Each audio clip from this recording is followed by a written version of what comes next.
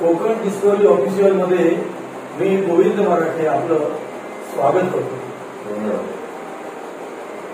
प्रेक्षको, आज एक चांगला सुयोग जुळून आलेला आहे की आपल्या महाराष्ट्रात कोकण तसंच कोकणाच्या बाजूला असलेला आपला गोवा या दोन्ही प्रदेशामध्ये अतिशय सुप्रसिद्ध असे पौरोहित्य करणारे वेदशास्त्र संपन्न परमपूज्य मिलिंद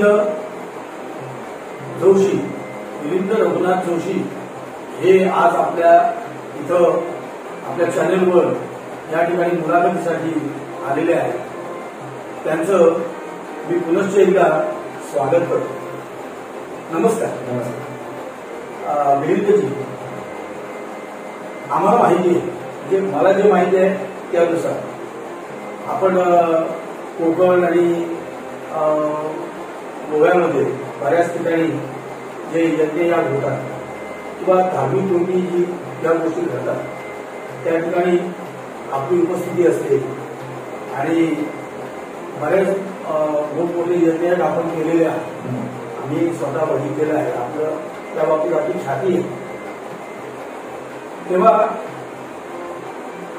आपल्याबद्दलचा जो जादा परिचय म्हणजे आपण जे शिक्षण घेतलं आतापर्यंत त्याबद्दल थोडंसं आपण जर सांगितलं तर बरं. मुळात काय झालं की आमचं मूळ गाव कोणशी परंपरागत पौरोहित्य असल्यामुळे कोणीतरी ही धुरा सांभाळली पाहिजे हा एक विषय झाला. आणि मुंज झाल्यानंतर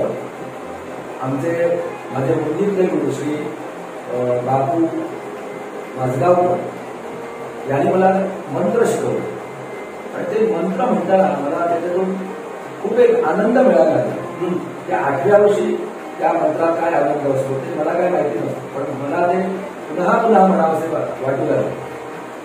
आणि ती ओळख किंवा ती आवड बघून कैलासवासी आमच्या रघुनाथ जोशी म्हणजे आमच्या वडिलांनी 7वी झाल्यानंतर मला विचारलं की शालेय शिक्षण शिकणार की पौरोहित्य शिकणार. तर मी म्हटलं शालेय शिक्षणात गणित हा विषय जर नसेल तर म्हटलं मी शिकू शकतो. बरोबर. पण जगात गणिताशिवाय काहीच चालत नाही. म्हणजे थोडक्यात मला तो गणित हा विषय सोडून सगळे विषय आवडायचे. मी म्हटलं पौरोहित्याकडे जातो, कारण शाळेत म्हणजे कसं भोकंपट्टी करायच्या वेळी लिहायचं आणि इकडे या क्षेत्रात तुम्ही भोकंपट्टी करून पाठांतर करायचं. म्हणजे तो एक तेव्हाच्या 8व्या वर्षीच्या बुद्धिमत्तेचा किंवा तेव्हा जी काय बुद्धी होती त्यानुसार मी त्यांना उत्तर दिलं. 7वी पर्यंत माझं मराठी कोणची जिल्हा परिषद शाळेत शिक्षण झालं आणि नंतर गवळ्याला सांगपर पाठशाळा म्हणजे आमच्या घरापासून एक 150 किलोमीटर दूर उंटा गोवा. त्यावेळी 83-84 सालात मला तिथं घेऊन ठेवलं आणि तिथं ह्या वेदविद्या ग्रहण करण्याची सुरुवात झाली. 7 वर्ष मी तिथे शिकलोय, फक्त 7 वर्ष. कारण काय वेदविद्या शिकणार तर कमीत कमी 12 ते 15 वर्ष झाली. पण कसं असतं प्रत्येक जसे आपले कॉमर्स असतात, सायन्स असतो विषय, आर्ट्स असतो, तसे ते विषय असतात. याज्ञिक वेगळा विषय आहे, त्याच्यानंतर दशग्रंथी ब्राह्मण म्हणून वेगळा विषय असतो आणि घनपाठी म्हणून वेगळा विषय असतो. तर त्याच्यात मी याज्ञिकी हे क्षेत्र निवडलं. 7 वर्षांचं शिक्षण केलं आणि तिथं मला गुरुजी जे मिळाले त्या गुरुजींमुळेच आज माझे काय थोडंसं नाव जे झालंय ते वेदशास्त्र संपन्न पुरुषोत्तम बाळकृष्ण उपाध्ये आणि वेदशास्त्र संपन्न सदाशिव नागेश टेंगसे या गुरुजींनी आम्हाला असं आमच्याकडून वेदाध्ययन करून घेतलं की जणू दगडाची आठवणी घेऊन मूर्ती बनवावी तसे आम्हाला त्यांनी घडवले. कारण 4:30 वाजता सकाळी उठून ते रात्री 9:30 वाजेपर्यंत दिनचर्या असायची. आणि या वेदविद्येबरोबर आम्हाला शुद्ध लेखन करायचं असायचं. गणित सोडवायची म्हणजे असं एक विषय घालायचा व्यवहार ज्ञान, गणित म्हणजे काय व्यवहार ज्ञान आणि संस्कृत कारण संस्कृत एक जर भाषा आली तर त्यांचं म्हणणं असं की अनेक भाषा त्या संस्कृतच्या पोटातूनच जन्माला आली. बरोबर आहे. सर्व भाषांची जननी संस्कृत आहे. आणि संस्कृत जो उत्तम भरपूर शिकलेला असतो त्याला कम्प्युटर हँडल करायला कठीण जात नाही. पण आम्ही संस्कृत शिकलो पण तेवढं आम्हाला गरज होतं. आणि म्हणतात ना पूर्वदत्तेषु या विद्या पूर्वदत्तेषु यज्ञ पूर्वदत्तेषु या विद्या अग्रे राहत. म्हणजे तुमच्या पूर्वक्रमात जे लिहिलेलं आहे तेवढंच तुम्हाला ते मिळणार. पण जे त्यांनी आम्हाला तेव्हा ज्ञान दिलं आणि आमच्या अल्पबुद्धीत ते काय ग्रहण करण्याचे प्रयत्न केले तो कालखंड 84 ते 91 मध्ये व्यावसायिक पौरोहित्य क्षेत्रामध्ये म्हणजे आपण गुरुकुल पद्धतीनं गुरुकुल पद्धतीनं बरोबर. तिथं कोणत्याही प्रकारचा जनसंपर्क म्हणजे घरी संपर्क होण्याचा चान्सेस नाही. आणि कधीतरी दिवाळीला किंवा चतुर्थीला कोणतरी मला सोडायला तिथं यायचा एवढाच. त्याच्यानंतर मध्ये कुठल्याही तऱ्हेचा सगळा सगळा आपतेष्ट तिथं येण्याचा संभवच नव्हता. आलं तर ते एक 15 पैशाचं कार्ड आणि 35 पैशाचं अंतर्देश या पत्रातून ती खुलासा समजायचा. पण काय झालं असं कधी आपत्प्रसंग तसा आलाच नाही.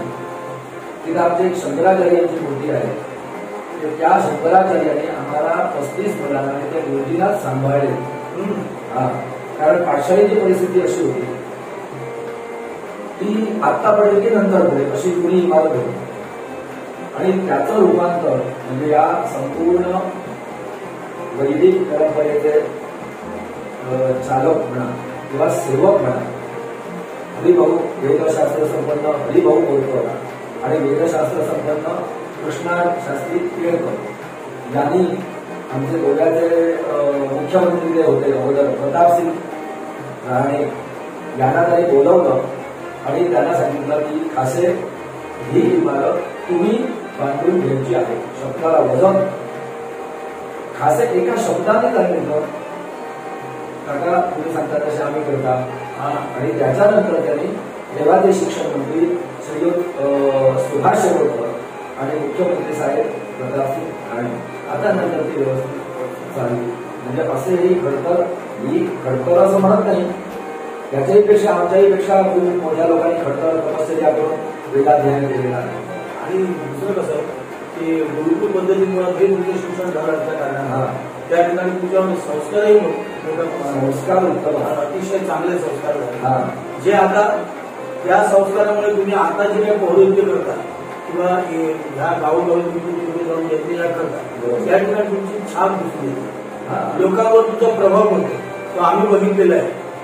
म्हणूनच मला अशी इच्छा झाली की तुम्हाला ह्या चॅनलमध्ये आणून तुमच्याकडून काही आमच्या मनात काही शंका आहे धार्मिक याच्या बाबतीत तर त्या शंकाची थोडंफार निरसन होईल म्हणून खास करून तुम्हाला आम्ही निमंत्रित केलं. आता काय आहे एवढा काही मोठा मी नाही की शंका निरसन कराव्या आणि त्या जनते समोर जाव्या. पण मला जे माहिती आहे मिसगाईड करणार नाही चुकीचं सांगणार नाही. पण जे मला माहिती आहे ते अजून खेडोपाडीपर्यंत लोकांपर्यंत पोहोचावं.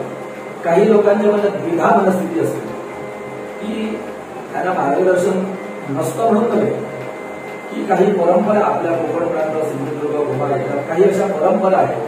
त्या काही परंपरा ज्या आहेत त्या थोड्याशा आत्ताच्या काळाला चुकीच्या वाटतात. 50 वर्षापूर्वी काही परंपरा होत्या त्या काळाला त्या संयुक्तिक होत्या.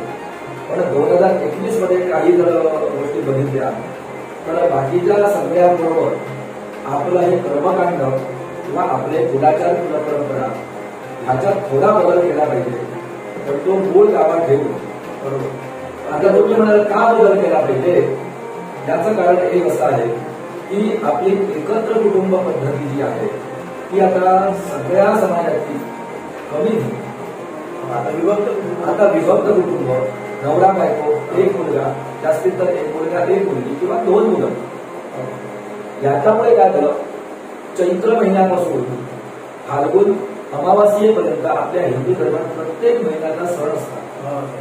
प्रत्येक जण आपापल्या कुलाचाराप्रमाणे ते पालन करत असतो. पण काही ठिकाणी जास्त माणसांची आवश्यकता आहे त्या गोष्टीला आम्ही त्याचं स्वरूप तेच, पण ते कमी माणसात कसं होईल अशा प्रकारे आम्ही आता हळूहळू ती सुधारणा करण्याचे प्रयत्न करतो. म्हणजे शास्त्रही राहिलं पाहिजे, संस्कृतीही टिकली पाहिजे आणि घरातल्या माणसांना ते दोन्हीचं डोका नव्हतं. आमच्या संस्कृतीमध्ये कसं थोडीशी लवचिकता आहे. हा, पण लवचिकता जरी असली तरी मूळ जो त्याचा गाभा आहे, तो मूळच्या पायावरती उभा आहे, तो पाया सोडला नाही. बरोबर. आणि त्याचबरोबर काय की आपल्या ह्या सगळ्या समाजामध्ये, हिंदू समाजामध्ये आपल्या वेगवेगळ्या प्रकारच्या रूढी आहेत, परंपरा आहेत आणि धर्मशास्त्र आहे. ह्या सर्वांची सांगड घालून आपलं जे अध्यात्म आहे ते आपण कसं जपायचं, हा फार महत्वाचा मुद्दा आहे. आणि या संदर्भातच मी समाजामध्ये आमच्या फिरत असताना काही लोकांच्या ज्या शंका होत्या, त्या शंका मी थोड्याशा निघून आणलेल्या आहेत. आणि काही तुम्हाला मी आता मुलीचे प्रश्न विचारणार, क्षमस्व असावं काही चूक झालं, पण त्या शंकांचं आपल्याकडून काही थोड्या प्रमाणात आपण निवारण करावं असं मी आपल्याला विनंती करतो. सगळ्यात पहिला प्रश्न असा आहे की आपण जन्माला आल्यापासून आपण मृत्यू पावेपर्यंत कोणाच्या कोणाची तरी ऋणामध्ये आपण असतो. सुरुवातीला ज्या आपल्याला विधात्यानं पृथ्वीवर पाठवलंय त्याचे गुण असतात, त्यानंतर मातेचे गुण असतात, पितृऋण असतात, त्यानंतर गुरु ऋण असतो, गुरूंचे ऋण असतात, असे अनेक ऋण आहेत. मग हे ऋण कोण म्हणतो? हे ऋण म्हणजे काय? दैव पितृ ऋण. दैव म्हणजे दैविक गुण आणि पितृ ऋण म्हणजे पैतृक ऋण. किंवा लग्न झाल्यानंतर लग्न करण्याचाच उद्देश असा आहे आपल्या हिंदू संस्कृतीचा संकल्प की दैव पितृ ऋण अपाकरण हेतुभूत धर्मप्रजोत्पादन सिद्धीला. धर्मशास्त्र सांगतो धर्मप्रजा उत्पादना करण्यासाठीच तुझा जन्म किंवा तुझा आम्ही विवाह लावून देतो, ह्याच्यातच सगळा. आता धर्मप्रजोत्पादन म्हणजे शुभ संस्कृती. आता ती धर्मप्रजा जर निर्माण झाली तर त्याला धर्माचं शिक्षण किंवा त्या लग्न झालेल्या मुलाला मूल ज्यावेळी होईल त्यावेळी तो दैवऋणातून मुक्त होतो, पितृऋणातून मुक्त होतो. पण पैतृक ऋण असतं. रोज आपण मनुष्य त्यावेळी जन्माला येऊन नित्य नियमात सूर्योदय झाल्यापासून सूर्यास्तापर्यंत आपण जे वावरतो ना ते प्रत्येकाच्या ऋणात आपण असतो. उदाहरण जर घ्यायचं झालं तर आपण आत्ताच्या कालखंडाने आपण बघू की सकाळी उठून आपण कामाला जाणार आणि तुमची गाडी जर सुरू झाली नाही तर तुमचं सगळं ठप्प झालं त्या दिवसात. म्हणून त्या वाहनाचं सुद्धा तुम्हाला ऋण आहे किंवा तुम्ही सुद्धा त्या वाहनाचे ऋणी आहात. म्हणजे त्याची काळजी किंवा त्याचं सर्व्हिसिंग म्हणतात ते नित्य नियमानं तुम्ही केलं पाहिजे. हे यांत्रिक उदाहरण बघा. मग आता पैतृक ऋण कसं फेड करायचं की मला ज्यावेळी आपल्या वडिलांनी जन्म दिल्यानंतर पालन पोषण केलं, नोकरी लागेपर्यंत त्याने पालन पोषण केलं, लग्न लावून दिलं. मग ते हयात असताना आपण त्यांना मधलं पाणी देतो, काय औषधं देतो, काय त्यांचं काय शिकतो, काय असेल. मग गेल्यानंतर तेवढीच जबाबदारी जास्त वाटते म्हणजे मुलाची. की मनुष्य गेल्यापासून 11व्या 12व्या दिवसापर्यंत आपल्या धर्मशास्त्राप्रमाणे प्रत्येकाच्या रीतिरिवाजानुसार की त्याचे और्ध्वदेही कार्य त्यांनी सांगितलं. मग ते प्रत्येक आपापल्या ऐपतीनुसार करतो. और्ध्वदेही कामावर म्हणल्यानंतर तो विषय खूप मोठा आहे आणि त्याला प्रचंड खर्च आहे. पण कमीत कमी अन्न आणि पाणी हे त्यांच्या नावानं तो मनुष्य आजच्या काळाला पिढीला देऊ शकतो. मग जातं ते श्राद्ध. श्राद्धाचा विषय असा आहे श्रद्धया क्रियते श्राद्ध. हे श्रद्धेने मनोभावेने केलं जातं, करावं केलं जातं ते श्राद्ध. आता तुम्ही काय म्हणाल बाकीचं काय मनोभावे करत नाही का? तसं नसतं. सगळ्या गोष्टी मनोभावे करतात. पण श्रद्धा या गोष्टीचा संदर्भाला श्रद्धया क्रियते श्राद्ध, मनोभावे श्रद्धेला केलं जाणार ते श्राद्ध. आता ते श्राद्ध कसं करावं? जो मनुष्य गेलेली तिथी असते म्हणजे आपल्या चैत्र महिन्याच्या उदाहरणार्थ पंचमीला जातो मनुष्य गेला तर पुढच्या वर्षीच्या पंचमीला त्याचं श्राद्ध नाही. आणि ते श्राद्ध करण्याचे अनेक प्रकार आहेत. कारण सगळ्यांनाच ह्या गोष्टी जमतात अशातला भाग नाही. प्रत्येक समाजाची श्राद्ध करण्याची पद्धत ही वेगवेगळी आहे, पण प्रत्येक श्राद्ध आपल्या वडिलांचं करतो. हा, हे नसेल. आता काय आहे, मगाचा एक विषय इथे सांगतो तुम्हाला. आता श्राद्ध हा विषय किंवा ते देवकर्म किंवा पितृकर्म हे सगळं टिकून ठेवलंय तर आमच्या सगळ्या माता भगिनी. आता ते कसं म्हणा, पुरुष असतो तो 16 दिवसून ब्राह्मण आल्यानंतर तो काठावर बसतो, पण 90-95% तयारी त्याची धर्मपत्नी करून देते. आम्ही बघता किंवा कोण यजमान असतो तो बसतो काठावर, अरे अगं ते हे घेऊन ये, अगं ते घेऊन ये, असं म्हणतो सांगतो. बरोबर की नाही? हे मान्यच करायला. म्हणून ह्या सगळ्यांचं मनोकिरणातून किंवा मनोभावी केल्यामुळे या ऋणातून तो मुक्त होण्याचा थोडासा प्रयोग. म्हणजे आपण आता पितृऋणाबद्दल बोलतो. हो हो. मग आता हे पितृऋण फेडत असताना अन्नदानाचं फार महत्व आहे. हो, अन्नदान. आताचा सध्या जो काळ चालू आहे तो अन्नमय प्राण. आता तुम्हाला अन्न हे द्यायचंच असतं.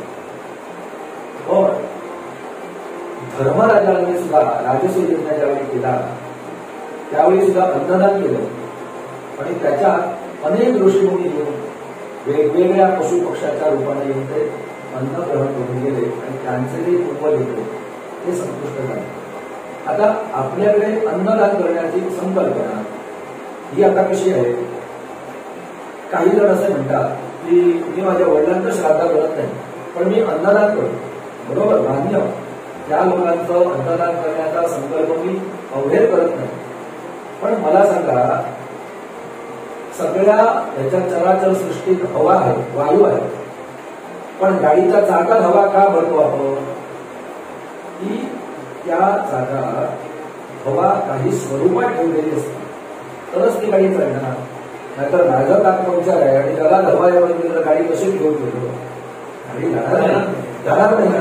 मग तुम्ही अन्नदान करा, गोरगरिबाला अन्न द्या, गरजूला कपडे द्या, पण तुमच्या वडिलांच्या नावानं तिथं तुम्ही तर्पण करा, तुम्ही अमान्य ठेवा, पिंड प्रदान करा. मग प्रत्येक समाजाच्या दृष्टीने ब्राह्मणाला बोलवतो, काही अन्य समाज जो आहे म्हणजे क्षत्रिय आहे, अनेक त्यांचे पातकार म्हणून बोलवतो. बरोबर. मग त्यांच्या डोक्याला तेल लावतात, कुंकू लावतात, मग त्यांना वस्त्र देतात. ते का देतात हो? की त्यांचे जे कोणी वडील किंवा आई कोण असेल जे व्यक्ती असते त्यांच्या नावानं तो आधी तो हे करतात, निमंत्रित करतात आणि मग अन्नदान. बरोबर. म्हणजे आपण एखादा आपल्या घरातली व्यक्ती मृत झाल्यानंतर वर्ष त्याची वर्षांची तिथी येते. बरोबर. त्या तिथीवर आपण त्याचं श्राद्ध आणि श्राद्धाच्या वेळेला आपण ब्राह्मणाला बोलावतो, अन्नदान करतो. बरोबर. आणि ते अन्नदान केल्यानंतर आपल्या पितरांना ते पोचतं आणि त्याची जी काही पुण्याई आहे त्याच्या ऋणात थोडंसं आपण थोडं मुक्त होण्याचे प्रयत्न आहोत. बरोबर. आता हे झालं श्राद्ध. आता महालय कधी करावा, महालयाची सुरुवात कशी करायला? पितृपक्षामध्ये आता पुढे आता भाद्रपदामध्ये येणार होता, त्या पितृपक्षामध्ये महालय जातात. बरोबर. हा महालय कधी करावा? अगदी छान प्रश्न विचारला की आपल्या हिंदू धर्मात प्रत्येक गोष्टीला डबल बेनिफिट आहे. प्रत्येक गोष्टी. तर कसं आहे, चैत्र महिना वसंत ऋतू घेऊन येतो, आळी येते, वैशाख महिन्यात अक्षय तृतीया येते, ज्येष्ठ महिन्यात वटपौर्णिमा येते, आषाढ महिन्यात आषाढी एकादशी येते, श्रावण तर संपूर्ण व्रतवैकल्यांचा आता भाद्रपद महिना पहिले गणेश चतुर्थी हा एक मोठा भावनेचा आणि आत्मीयतेचा उत्सव असतो आणि पुढचे भाद्रपद मध्य प्रतिपदा ते सर्वपित्री अमावास्या. या 15 दिवसात पितृपक्ष म्हणून घडणार याच्यात आणि एक सांगायचं वैशिष्ट्य म्हणजे आपल्या हिंदू धर्मातच पितृपक्ष पाळतात असं नाही. गेल्या वर्षी मी फेसबुकवर बातमी वाचली होती, आता ती माझ्या लक्षात नाही, जपान, फ्रान्स म्हणजे आउट ऑफ इंडिया अशा देशात की तेही सुद्धा लोक पितृपक्षात त्यांच्या गेलेल्या त्यांच्यासाठी काही ना काहीतरी असं गोष्टी करतात, जसं आपण श्राद्ध करतो आणि काहीतरी करतो.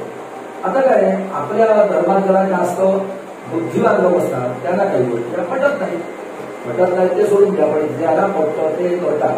आणि हा जो महालय आहे त्याच्यातच नाव आहे मोठं की महालय म्हणजे चांगल्या प्रकारानं गेलेल्या व्यक्तींना अन्न देऊ.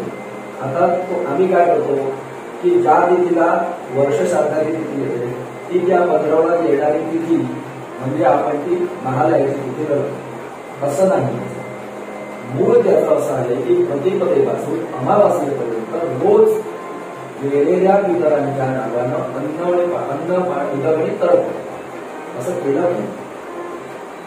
आता हे जर आम्ही सांगितलं आमचं आता गावाचं तुमच्या गावाचं प्रवचन आहे, आमच्या गावाचा एवढं हे आहे, पण ते आजच्या काळाला ते गैर त्याच्यातून काही जण वाईट संदेश घेतात. वाईट संदेश घेतात आणि दुसरं काय थोडासा वेळ माणसाचा वेळ आता म्हणजे आता धावतं युग आहे, माणसाला तसा वेळ मिळत नाही म्हणून. आणि पूर्वीच्या लोकांना माहिती नव्हतं अशातला बघ, पण शास्त्रात रूढी बरी असते. शास्त्र आहे पण आपल्या गावाची प्रथा परंपरा याच्यानुसार त्या तिथीला तो मनुष्य श्राद्ध करतो. आता श्राद्धात ज्या महालय होतो महालयात कोण कोण येतात? वडील, आजोबा, पणजोबा, आपली आई, आजी, पणजी, आईचे आई, वडील, आईचे आई, आजी, पणजी, आईचे वडील, आजोबा, पणजोबा, मग येतात ते काका, समजा गेलेला असेल तर भाऊ, त्याच्यानंतर मामा, सगळ्या आत्या, सगळ्या मावश्या, मग आपली भगिनी, मग आपले हयात नसले तर सासरे, मग ज्यानं आपल्याला शिक्षण शिकवलं ते गुरु हे आचार्य म्हणून आपले वडील, ज्याच्या व्यतिरिक्त आप्त आणि अभ्यागत. अभ्यागत म्हणजे कसा की आपल्या कुटुंबात कोणतरी लग्न न झालेला मुलगा असो, मुलगी असो, ते आमच्या इकडच्या भाषेमध्ये जर आपण निमू किंवा अखबार म्हणतात. राज्यासाठी एक वेगळ्या ब्राह्मण सांगतात. प्रत्येक समाजात आपल्या ब्राह्मण लोकात सुद्धा लग्न न झालेला कोणी असेल तर लग्न न झालेला ब्राह्मण तिथं असेल. अन्य समाजात सुद्धा म्हणजे अनेक गाव म्हटलं की त्याचे सगळे आडनावाचे लोक असतात. त्यांच्या प्रत्येक परंपरेप्रमाणे असे तसे ते पाचकार किंवा गावैले म्हणतात, ते थोडे गावैले म्हणतात, आमच्या तिकडे पाचकार म्हणतात. ते त्याला हे करतात, त्यांना पूजन करतात.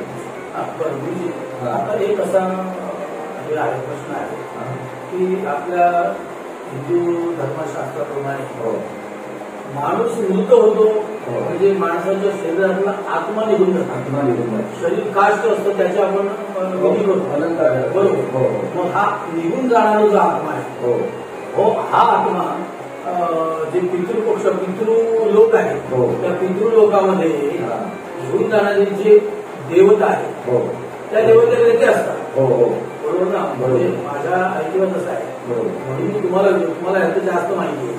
त्यामुळे आपण ते श्राद्ध किंवा ते महालय करत असताना त्या देवतेला आवाहन करतो की हे अमुक अमुक अमुक हे आपले जे पितर आहे त्यांना तुम्ही आज इथं घेऊन या आणि आज मी त्यांना गोड जेवू आहे. तेव्हा ते गोड जेवून त्यांनी तृप्त व्हावं, मला आशीर्वाद द्यावा, असा तो प्रकार आहे. ते कोण आहे देव? छान प्रश्न आहे. म्हणजे हा बऱ्याच लोकांना माहिती नाही. आता बघा, मनुष्य गेल्यानंतर त्याचं पहिलं काम येतं म्हणजे 12व्या दिवशी सपिंडी श्राद्ध केलं जातं. या सपिंडी श्राद्धाला 4 पितर असतात. एक गेलेला प्रेत आणि पितामह, प्रतिकामह आणि मृत प्रतिकामह. आणि यांच्या साक्षीला 2 देव असतात म्हणजे काम आणि काल.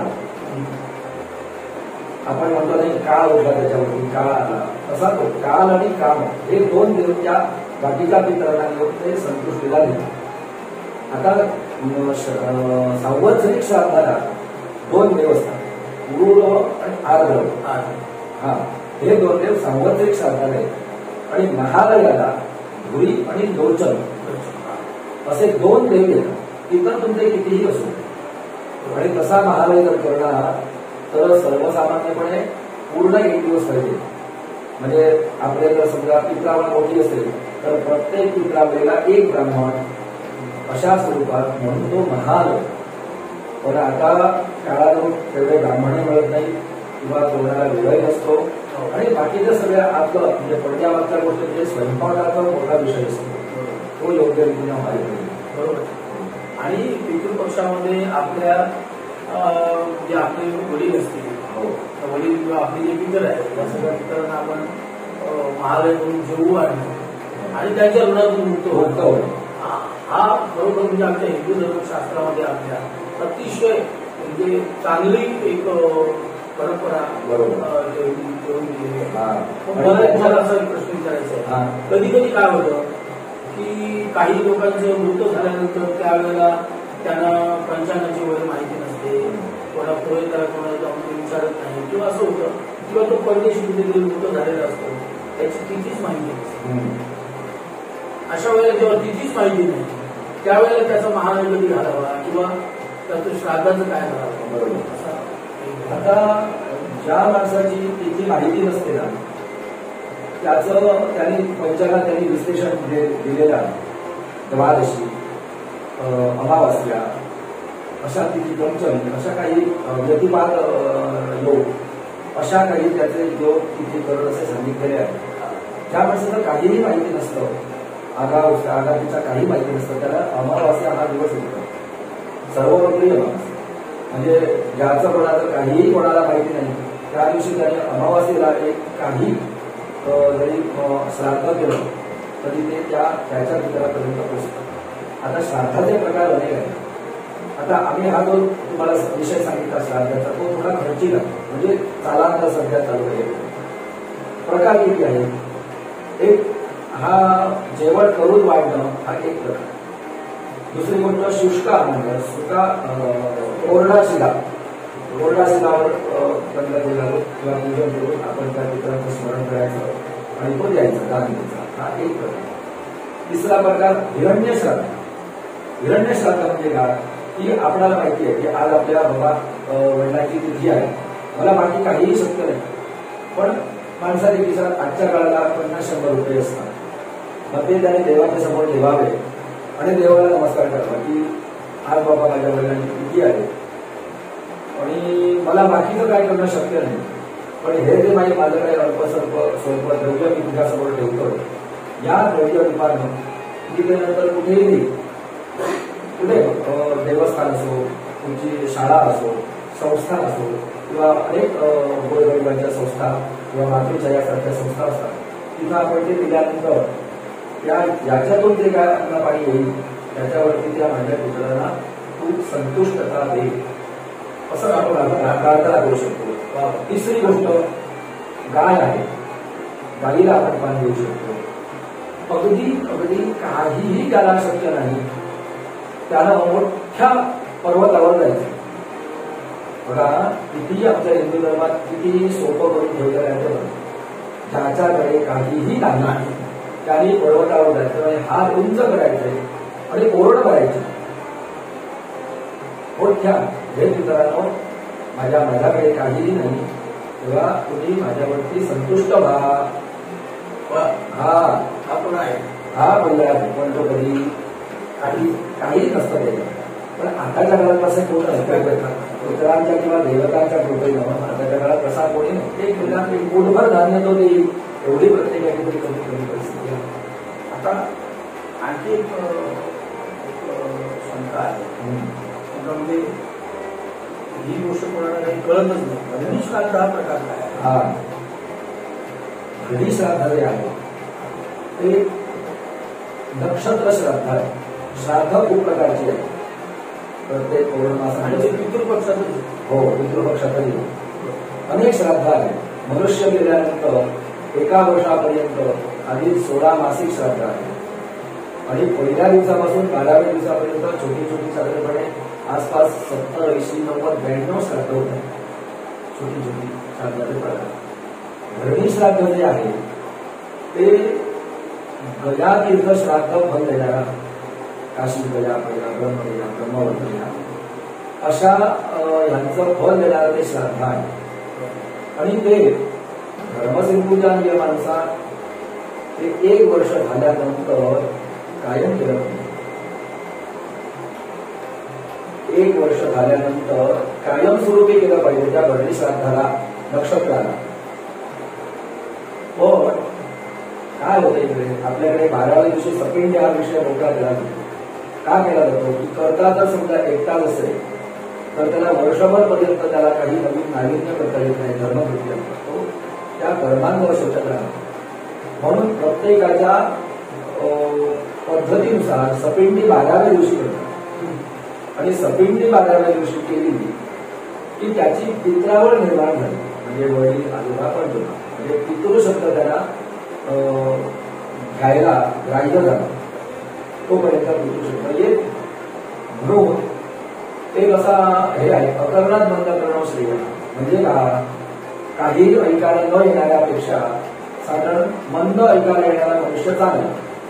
एक म्हण आहे, पुढे वर्षानंतर तो आपल्या व्यापात इतका व्यग्र होतो की फक्त एक तिथी आणि महाल आहे, इतकं 2च तिथी त्याच्या लक्षात राहतात आणि ते भरणे शक्य आहे. आता एवढं भरणं शक्य आहे म्हणजे ते भरणे शक्य तो विसरून जातो. म्हणून जुन्या जाणत्या विद्वानांनी पद्धत अशी केली, पहिल्या वर्षी त्या भरणी साधं करायचं, म्हणजे तो एक पगड ठेवल्या कारणामुळे तो त्या नाही मला बाबा 1 वर्षापर्यंत भरणी साधं केला पाहिजे. आणि आता एवढं होतं की तो ब्राह्मणाकडे जायच्या आधी त्याचे गोत्री असतात, वारशी असतात, ते सांगा अरे तुला भरणी साधं करू काय, भरणी वाढू व्हावा बरोबर, हे मग काही असतं. पण ते लोक सगळे भरणी आम्ही सुद्धा करतो, भरणी श्राद्ध त्या एका वर्षावर ते तुम्ही कसंही करा, तुम्ही फक्त पाणी सोडून कोणा पिंड देऊन करा, पाणी सोडून करा, आम्हाला द्या किंवा कोणा बोलून त्याला दूध प्यायला द्या, ब्राह्मणाला दूध प्यायला द्या, काय चहा असेल. पण त्यावेळी त्या भरणी श्राद्ध संकल्प त्याचा वेगळा, या श्राद्ध फलसिद्ध्यर्थम म्हणजे नक्षत्र श्राद्धाचं हे आहे. फार म्हणजे अतिशय मोलाची माहिती तुम्ही म्हणजे सांगता. म्हणजे लोकांच्या मनात असलेल्या ज्या शंका आता हळूहळू शंकांचं निरसन होत असणार लोकांचं. पण एक अजून एक अशी शंका आहे की असं एक हे आहे की अविद्वा नवमी हा जो काही प्रकार आहे, अविद्वा नवमी ही कोणती कोणत्या माहिती जी सौभाग्यवती केलेली असते ती म्हणत पाहतो. तर तत्पश्चात तिचं मगाशी सांगितल्याप्रमाणे त्या तिथीला तिथं श्राद्ध करतात आणि महालयात ती येते. म्हणजे कोणाची आईची तरी यावेळी येते त्यावेळी महालयात्री येते. पण अशा विशेष लोकांच्यासाठी त्या दिवशीचं श्राद्ध वेगळं सांगितलेलं.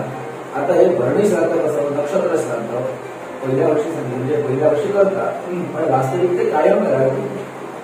तसं पितृपंधरवड्यांची नवमी येते, त्या नवमीला सुवासिनी केलेली जी असेल तिचं विधवा नवमी श्राद्ध पण वेगळं केलं पाहिजे.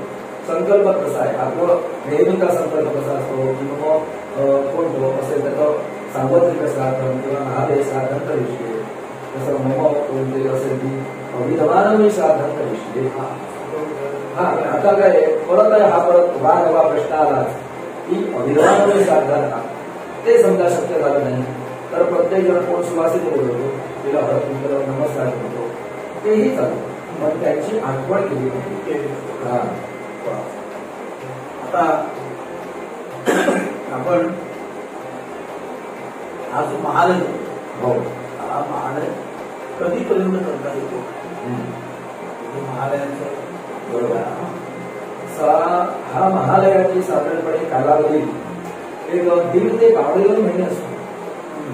म्हणजे साधारणपणे आम्हाला काय माहिती आहे की पितृपक्ष म्हणजे 15 दिवसाचा जो 15वडा जो आहे या 15वड्यातच फक्त महालय करता येतात असं लोकांचं समज आहे.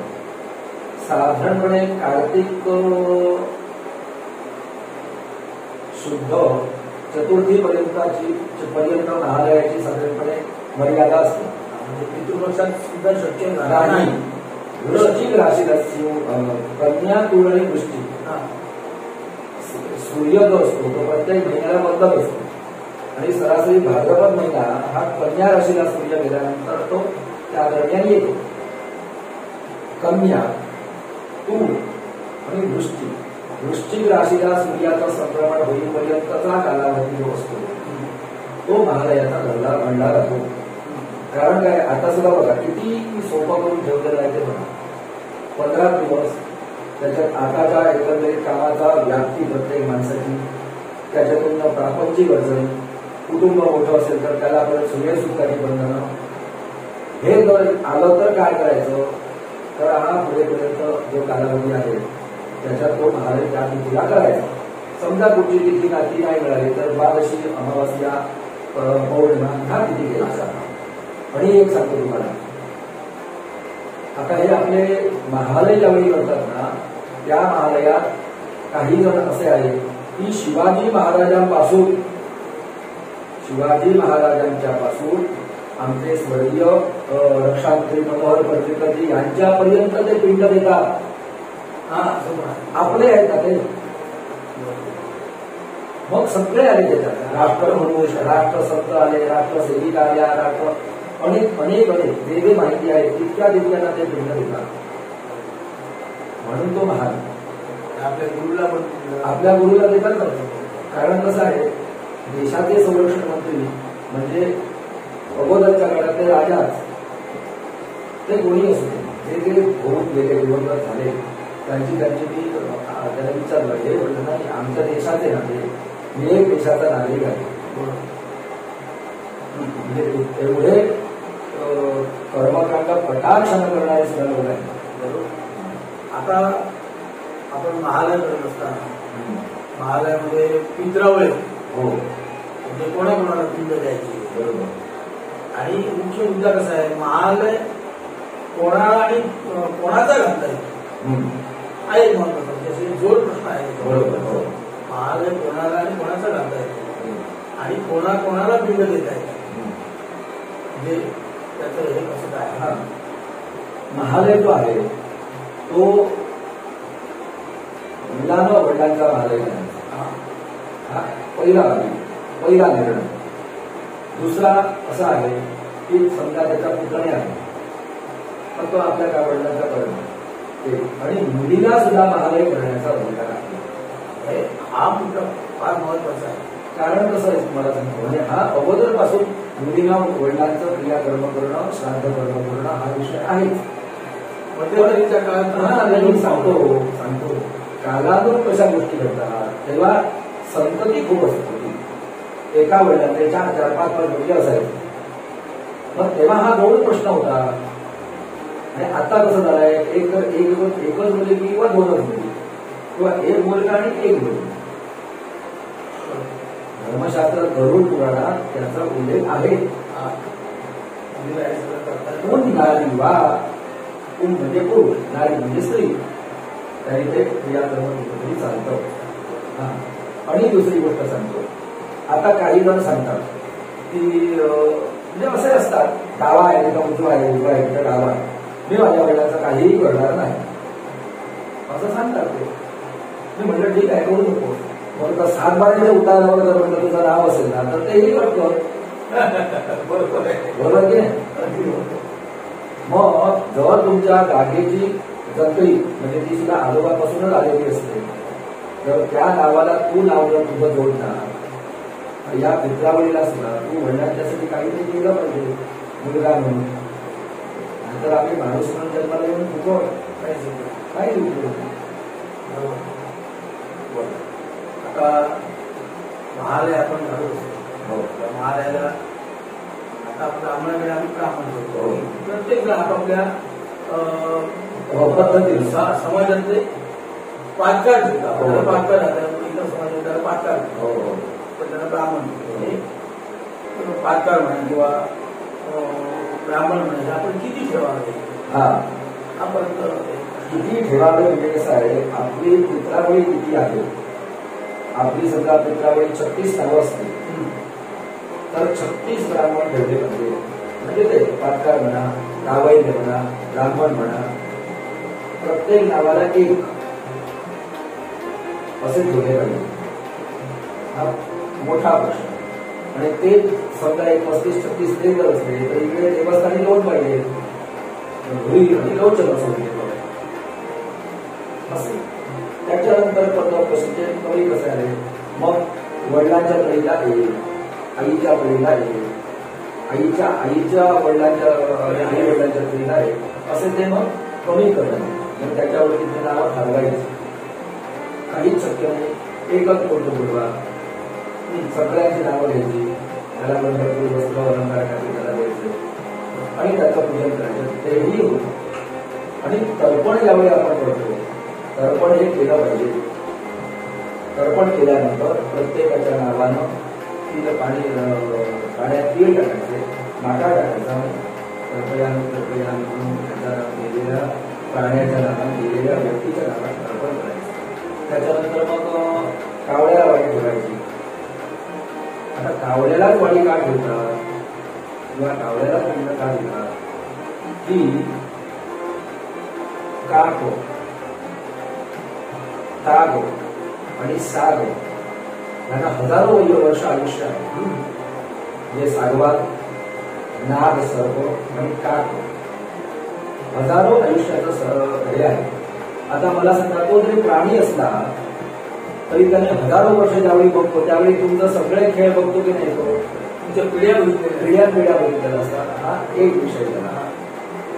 रामायणात त्याचा काही ठिकाणी आधार त्याचा मिळतो, तोही सोडून द्या. आता विज्ञानाच्या भाषेत तुम्हाला वाटून सांगतो की पिंपळ आणि वड या वृक्षाची फळं येत नाही. ते वृक्ष त्याची जी काही थोडी पानं वगैरे खातो कावळा, आणि त्या कावळ्याच्या विष्ठेतून हे निर्माण होतं. पिंपळ कुठेही निर्माण कुठे रुजतो आणि ते वृक्ष कसे हजारो वर्षापर्यंत राहणार आहे. आणि तुमच्या त्या जे वैज्ञानिक भाषावाला ते पटकन ते येत नाही. म्हणजे ऑक्सिजन मला वाटतं ते 2 वर्षाप्रमाणात पुष्कळ प्रमाणात ते वृक्ष देतात. म्हणजे कावळ्याला त्याचं महत्व आहे. आणि ह्या महिन्यात कावळ्यांची प्रजनन क्षमता जास्त असते आणि ज्यावेळी त्या प्राण्याची प्रजनन क्षमता जास्त असते त्यावेळी त्यांना पोषण आहार लागतो. मग आपण श्राद्धाची निमित्तानं तरतरीच्या भाज्या, खीर, वडे, वरण, भात असं आपण करतो आणि ती एक वाडी त्याला ठेवतो आणि त्याच्यातून तो पुष्ट होतो. हा संदर्भ घेता म्हणजे त्याच्यातून अशातून परत ती वृक्षांची निर्मिती होते. म्हणजे आपल्याला असे जर वृक्ष भरपूर असते तर आपल्याला टन ओव्हर करायची गरज नाही ऑक्सिजनची. अशी त्याची धर्माची आणि आपल्या विज्ञानाची संगड आहे. बरोबर आहे, तुम्ही सांगता अगदी बरोबर आहे. तुम्ही आज खरोखरच विषय बोलायचे आणि जे काय अनेक प्रश्न पडले होते वेगळं आहे, तुम्ही अगदी सोप्या भाषेत सहज सगळ्यांना समजेल अशा भाषेमध्ये तुम्ही आता तुमच्या रसाळवाणी केला. आणि ह्या पितृपक्षामध्ये आपण महालयामध्ये आपल्या पितरांना पिंड देतो. बरोबर, तुम्ही सांगितलं त्यांची गोत्रावळ काय आहे ती सांगितली, कोणाला द्यायची. मग याच्यामध्ये सुद्धा तुम्ही आता म्हणाला कसं वैज्ञानिक दृष्टिकोन सगळीकडे आपल्या धर्मशास्त्रामध्ये सगळीकडे वैज्ञानिक दृष्टिकोन ठेवलेला आहे. आता याच्यामध्ये वैज्ञानिक दृष्टिकोन असा पण असेल की आपण जे पिंड देतो ते पिंड आपण मावशीला देतो, आत्याला देतो, आपल्या भावाला देतो, चुलत भावाला देतो. जे आपले जे पण आहे ह्या सगळ्यांची नावं आपल्याला माहिती पाहिजे, गोत्र आपल्याला माहिती पाहिजे. या दृष्टीनं हे जे आपले सगळे सोयी आहेत, आपले सगळं हे आहे त्याची माहिती आपल्याकडे जपले जातात. आता उदाहरण समजा सांगायचं झालं, तुमचा आता मोपाचा विमानतळ होतो, त्या एका मोपाच्या विमानतळाच्या प्रकरणातून किती जणांनी आपले सातबारा देवतळावरची नावं काढली शोधून. बरोबर, आणि ती का काढली, त्याचं का काढली त्याच्या शास्त्र देण्याकडे काय नाही. पण त्यावेळी जर आपण ते सगळी नावं शोधतो, मग ह्या लोकांचे ऋणानुबंध जपण्यासाठी तेव्हा कसे मोबाईल नव्हते, कोणाचा मावशांचा ग्रुप केला, मामांचा ग्रुप केला, असं करायचं म्हणून ती नावं आपल्या ते लक्षात राहावी म्हणून ती आहे. आता सगळ्यात शेवटी हा जो आमच्या ही संकल्पना आता कशी निर्माण झाली, तर आमच्या गावातले नाट्यप्रेमी दादा कोणस्कर आहे आणि त्यांचा मुलगा राम राणे यांनी एक संकल्पना मांडली की आपण एक चॅनल काढू. काय झालं, मधल्या कोरोना काळात सगळ्या आमचे दशावधी कलाकार आणि कंपन्या आहेत ना, यांची खूप दैनावस्था झाली. कारण कसं आहे, या कलेला म्हणण्यासारखा राजाश्रय आणि नेमकं कसं झालं, ऐन सीझनला हे सगळं बंद पडलं. जत्रांच्या कालावधीत जे त्यांचं मानधन कलाकारांचं दिलं जातं किंवा त्या कंपनीला दिलं जातं ते ठराविक असतं, म्हणजे पूर्व परंपरा.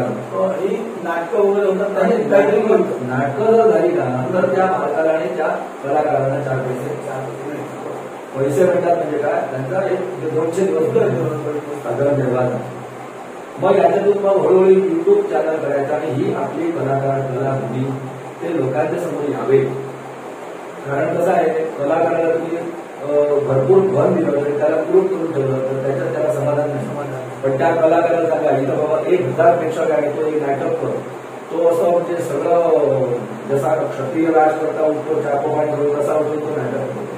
या संकल्पनेतून आमचे राम राणे मला म्हणाले की तुमची एक गुन्हाखोर आम्हाला घ्यायची आहे. माझ्याकडे बोलले ते. हा, मी म्हटलं काय एवढ्या मोठ्या चॅनलला मी मुलाखत देण्या एवढा काय मी मोठा नाही, पण जे मला माहिती आहे ते मी सगळं आमच्या चॅनलला ते सादर करतो.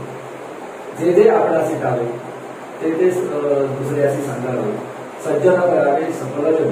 आता आम्ही काय सज्जन करू शकत नाही, पण तेवढी आमची योग्यता आहे सज्जन करण्याऐवजी. पण आम्हाला आम्ही जे शिकलो ते त्यांच्यापर्यंत प्रस्तुत करण्यासाठी हे थोडे प्रयत्न केले. त्याच्यामध्ये अपार श्रम आहेत सगळ्यांचे. आमची आई, आमचे वडील, आणि मी जो इथे पोहोचलो तो माझा भाऊ दुर्गाराम जोशी. त्यावेळी त्याचं एज्युकेशन पूर्ण झालं आणि मी पाठशाळेत झालो. आणि त्याच्यानंतर त्यांनी घरचं बागायती आणि पौराणिक सांभाळलं म्हणून मी बाहेर करू शकतो. म्हणून तुम्हाला हे सर्व म्हणजे त्याच्या या ह्याच्यात सुद्धा त्याचाही तेवढाच सहभाग आहे. कारण सिव्हिल इंजिनिअरचा कोर्स केलेला मनुष्य तो सायन्सचा, मग ते त्याने सांभाळलं म्हणून मी इथं आलो ना. नाहीतर एक कोणीतरी घराकडे सांभाळायला पाहिजे. म्हणून आता ज्या प्रत्येक गावाचे काही घरी लोक आहेत ते भयंकर हुशार आहेत, पण कुणीतरी ते सगळं घरचं सांभाळायला पाहिजे.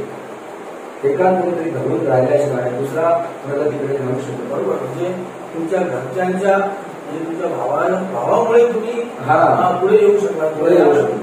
हे सगळं ज्ञान संपादन केलं, हे सगळं आता तुम्ही आम्हाला सगळं ज्या गोष्टी सांगता त्या तुम्ही सांगू शकता. बरोबर.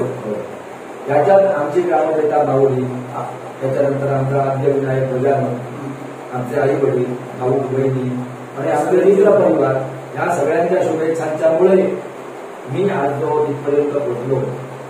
ते सगळे तुमच्यासारखे मित्र, आमच्या टेन्से गुरुजींसारखे, उपाध्याय गुरुजींसारखे गुरुजी, कडक गुरुजी. आणि ती परंपरा गुरुजी कडक मिळण्याची सुद्धा परंपरा कशी तुम्हाला सांगतो. आम्ही ज्यावेळी जिल्हा परिषद शाळेत होतो ना त्यावेळी आम्हाला काळीवडेकर गुरुजी म्हणून होते. अष्टपैलू घरात म्हणजे काय त्यांना येत नाही असं नाही. पेटी वाजवायचे, गणपती करायचे, शेती करायचे, जोत भरायचे. तेव्हा जोत भरणं म्हणून एक प्रकार होता. इतिहास उत्तम शिकवायचे, शुद्धलेखन, अक्षर सुंदर, भजनी बुवा, सगळं काय म्हणजे त्या गुरुजी म्हणजे अष्टपैलूच करायचं. आणि तेव्हाच्या काळात काळीवडे सायकल चालवत कोणची घ्यायचे.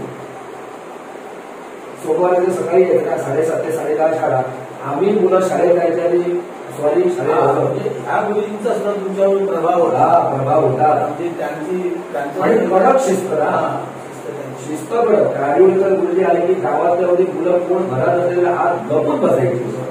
ह्या सगळ्या ह्या गोष्टीमुळे तुम्ही आज घडलेले आहात. आणि तुम्ही आज खरोखर आम्हाला जे मार्गदर्शन केलं, आम्हाला ही संपूर्ण जी माहिती सांगितली, ही माहिती खरोखरच आज समाजाला फार आवश्यक होती. आणि तुम्ही ती अगदी सोप्या पद्धतीनं सहज अगदी सांगितली, रसाळवाणीनं सांगितली. त्याबद्दल या चॅनलच्या वतीनं मी आपले आभार मानतो.